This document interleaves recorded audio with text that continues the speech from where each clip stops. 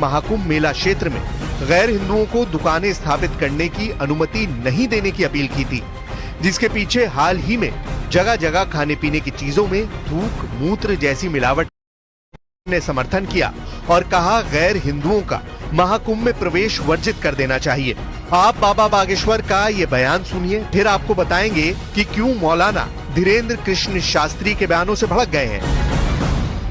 पालघर के संतों को निर्दयता के साथ मारा गया, ये तरह तरह की या देवी पंडालों में आग लगाई गई, दुर्गा पंडालों में, तो इससे ये सिद्ध होता है कि ये सनातन एंटी सनातन है, इन्हें सनातन से बहुत दिक्कत है। तो जिन्हें सनातन से दिक्कत है वहाँ सनातन के कार्यों में इनका क्या काम है? मेरे अंगने में तुम्हारा क्या काम? देखो, अगर हम अलग अलग रहेंगे तो टूटेंगे।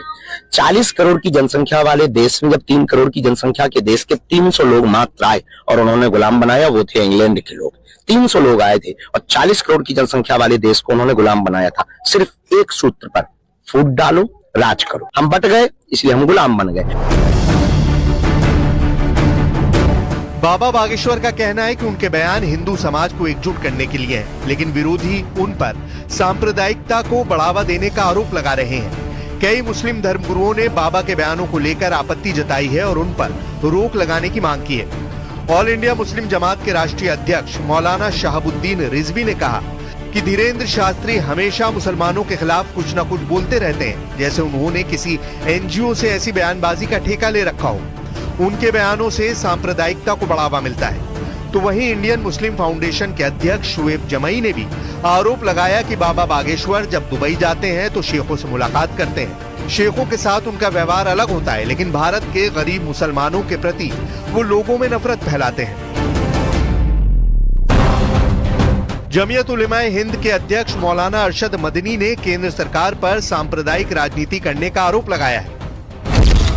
उन्होंने सोशल मीडिया पर पोस्ट किया, सांप्रदायिक ताकतों को देश में आग लगाने की पूरी छूट मिली हुई है। धर्म के आधार पर लोगों को विभाजित करने का प्रयास हो रहा है। धार्मिक मुद्दों को हवा देकर सांप्रदायिक तनाव पैदा करने का योजनाबद्ध प्रयास हो रहा है।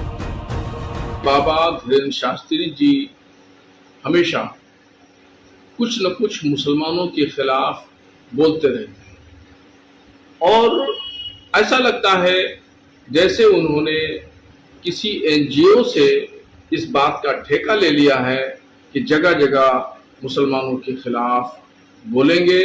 आप मुस्लिम जो अमीर जो लोग हैं उनसे जब आपके व्यवहार की बात आती है तो आपका रवैया कुछ अलग होता है। भारत के गरीब मुसलमानों के साथ आप नफरत बांट रहे हैं, ये अच्छी बात नहीं है। एक धर्म गुरु को इस तरह की बात करके वो खुद अपने ही धर्म का अपमान कर रहे हैं और मैं समझता हूँ कि उनको ये बात नहीं करनी। इस्लाम मजहब ऐसी तालीम नहीं देता और इस्लाम सबकी यहाँ से बात करता है और हमारे अपने पर्व त्यौहार में या हमारे कोई धार्मिक आयोजन है उसमें हिंदू भी अगर कोई अपना सामान बेच रहा हो तो हम उसमें भेदभाव नहीं करते। इस मुल्क के अंदर यगानगत इत्तेहाद जिसको आज आग लगाया जा रहा है, हमारे बुजुर्गों ने इसी इत्तेहाद के लिए अपनी कीमती जानों को कुर्बान किया है। हालांकि ये पहली बार नहीं है जब बाबा बागेश्वर अपने बयानों को लेकर चर्चा में है। कभी दिवाली के पटाखों को लेकर, तो कभी हिंदू राष्ट्र को लेकर, कभी तिरुपति मंदिर के प्रसाद में मिलावट, तो कभी वक्फ बोर्ड बिल को लेकर। बाबा बागेश्वर के बयानों को लेकर विवाद होते रहे हैं। आज से भारत के लोग ऊंच नीच जात पात छुआछूत को अगर कम करना चाहते हैं तो अपने नाम के साथ में जात के पीछे नहीं, अपनी जाति के आगे हिंदू लगाना प्रारंभ कर देवे। हमने आज एक नया नारा बनाया है भारत के इतिहास में, तुम मेरा साथ दो हम हिंदू राष्ट्र बनाएंगे। हाँ, तुम हमारा साथ दो हम हिंदू राष्ट्र बनाएंगे। ये देश का दुर्भाग्य है, जब भी सनातन हिंदू धर्म के त्योहार आते हैं तो कोई ना कोई कानून की रंगा की बात करता है, रोक लगाता है, रोक लगाने की मांग करता है कि जितने दियों में तेल जलाया जाता है, घी जलाया जाता है, इतना अगर गरीबों में बांटते हैं तो भला हो जाएगा। हम उन महाशय महामूर्खानंद को कहना चाहते हैं कि इस देश में बकरीद भी तो होती है, बकरीद बंद करवा दो, उतने रुपया जो लाखों के बकरे काटे जाते हैं, जीव हिंसा भी बचेगी, उन रुपयों को गरीबों में बांट दो। अरे हमारे सनातन धर्म का सबसे बड़ा पद है, सनातन धर्म में उसका सम्मान है, पूजा करते हैं। अच्छा, हवस का पादरी क्यों नहीं होता, हवस का मौलाना क्यों नहीं होता? अगर ये बोल दिया है तो लोगों को दिक्कत होने लगी। अभी कोई एक नेताजी है, उन्होंने बयान दिया था कि साधु संत तो गांजा फूंकते हैं। कोई अंसारी जी है, उन्होंने कहा कि महात्मा गांजा फूंकते हैं। ये बेफिजूली की बात है, महात्मा गांजा फूंकते, सब नहीं फूंकते। ऐसे तो अंसारी आतंकवादी होते हैं, पर सब नहीं होते हैं, पर कुछ होते हैं। तो ये सब पर आप टारगेट नहीं कर सकते।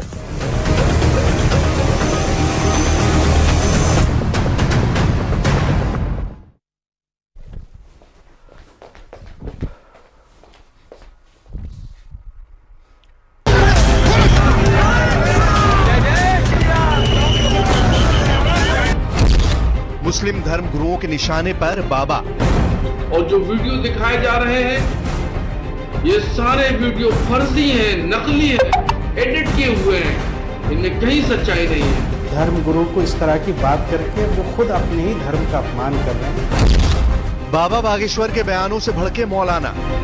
अच्छा, हवस का पादरी क्यों नहीं होता, हवस का मौलाना क्यों नहीं होता?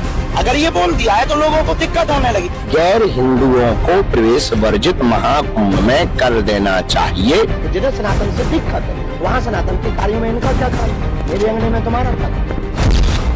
बाबा के बेबाक बयान मचा घमासान।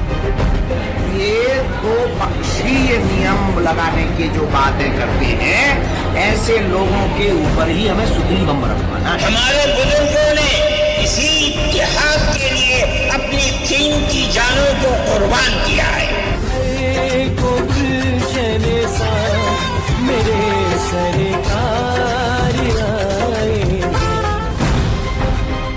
बाबा बागेश्वर अपने बयानों से मुस्लिम धर्मगुरुओं के निशाने पर हैं। पिछले कुछ दिनों में बाबा ने कई ऐसे बयान दिए जिनमें उन्होंने हिंदू समुदाय को एकजुट करने के लिए खुलकर अपनी राय दी। सीएम योगी के बटेंगे तो कटेंगे वाले बयान का समर्थन हो या फिर महाकुंभ में सिर्फ सनातनियों को खाने पीने की दुकानें चलाने की इजाजत देने की अखाड़ा परिषद की मांग, हिंदुओं से जुड़े हर मुद्दे का बाबा बागेश्वर ने समर्थन किया और अपनी बेबाक राय रखी। कुछ दिनों पहले अखिल भारतीय अखाड़ा परिषद ने महाकुंभ मेला क्षेत्र में गैर हिंदुओं को दुकानें स्थापित करने की अनुमति नहीं देने की अपील की थी, जिसके पीछे हाल ही में जगह जगह खाने पीने की चीजों में थूक मूत्र जैसी मिलावट करने वाले वीडियोस को बताया गया। अखाड़ा परिषद की मांग का बाबा बागेश्वर ने समर्थन किया और कहा गैर हिंदुओं का महाकुंभ में प्रवेश वर्जित कर देना चाहिए। आप बाबा बागेश्वर का ये बयान सुनिए, फिर आपको बताएंगे कि क्यों मौलाना धीरेन्द्र कृष्ण शास्त्री के बयानों से भड़क गए हैं। पालघर के संतों को निर्दयता के साथ मारा गया, ये तरह तरह की या देवी पंडालों में आग लगाई गई, दुर्गा पंडालों में, तो इससे ये सिद्ध होता है कि ये सनातन एंटी सनातन है, इन्हें सनातन से बहुत दिक्कत है। तो जिन्हें सनातन से दिक्कत है, वहाँ सनातन के कार्यों में इनका क्या काम है? मेरे अंगने में तुम्हारा क्या काम? देखो, अगर हम अलग अलग रहेंगे तो टूटेंगे। 40 करोड़ की जनसंख्या वाले देश में जब 3 करोड़ की जनसंख्या के देश के 300 लोग मात्र आए और उन्होंने गुलाम बनाया, वो थे इंग्लैंड के लोग। 300 लोग आए थे और 40 करोड़ की जनसंख्या वाले देश को उन्होंने गुलाम बनाया था, सिर्फ एक सूत्र पर, फूट डालो राज करो। हम बट गए, इसलिए हम गुलाम बन गए।